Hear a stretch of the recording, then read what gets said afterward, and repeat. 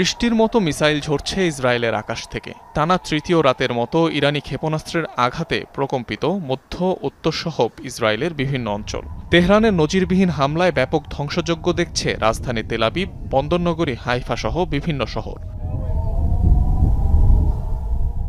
রোববার রাত থেকে হামলার নতুন ওয়েভ শুরু করে ইরান। দফায় দফায় ইহুদি ভূখণ্ড লক্ষ্য করে ছুটতে থাকে ব্যালিস্টিক মিসাইল, যার বেশিরভাগই আঘাত হানে তেল আবিব, পেতা তিকবা সহ আশপাশের অঞ্চলে। মুহূর্তেই বিধ্বস্ত হয় বহু স্থাপনা, ধ্বংসস্তূপের নিচে চাপা পড়েন অনেকে। ইসরায়েলের সবচেয়ে গুরুত্বপূর্ণ হাইফা বন্দরেও আঘাত হানে তেহরানের ক্ষেপণাস্ত্র। বিস্ফোরণের শিকার বন্দরটির একটি তেল শোধনাগার। তেল আবিবকে দাঁত ভাঙা জবাব দিতে অপারেশন টু প্রমিস 3 চালিয়ে যাওয়ার ঘোষণা দিয়েছে ইরান।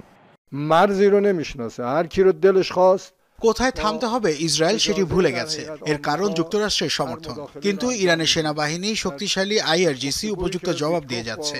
তারা যত হামলা চালাবে আমরা ততই আগ্রাসী জবাব দেব। যুদ্ধ চাই না, কিন্তু এখন আমাদের বাধ্য করা হচ্ছে।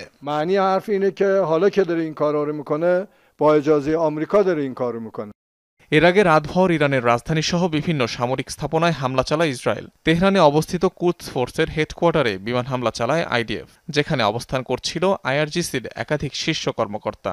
টার্গেট করা হয় পররাষ্ট্র মন্ত্রণালয়ের ভবনকেও। এছাড়াও ইরানের বেশ কয়েকটি অস্ত্রাগার এবং ক্ষেপণাস্ত্র ঘাঁটি ধ্বংসের দাবি করেছে তেল আবিব। এটা আমাদের জন্য কঠিন একটা দিন। আমি আপনাদের এর জন্য প্রস্তুত থাকতে বলেছিলাম, কিন্তু ভালো দিনও আসবে। আমরা ইসরায়েলের অস্তিত্বের জন্য এখন সবচেয়ে বড় দুই হুমকিকে মোকাবেলা করছি, যার একটি ইরানের পারমাণবিক হুমকি আর অন্যটি তাদের ক্ষেপণাস্ত্র। ইসরায়েলের সাথে সংঘাতের জেরে তেহরান ছাড়তে শুরু করেছে আতঙ্কিত বাসিন্দারা। সড়কগুলোতে দেখা গেছে গাড়ির লম্বা লাইন। অনিক রহমান, যমুনা নিউজ।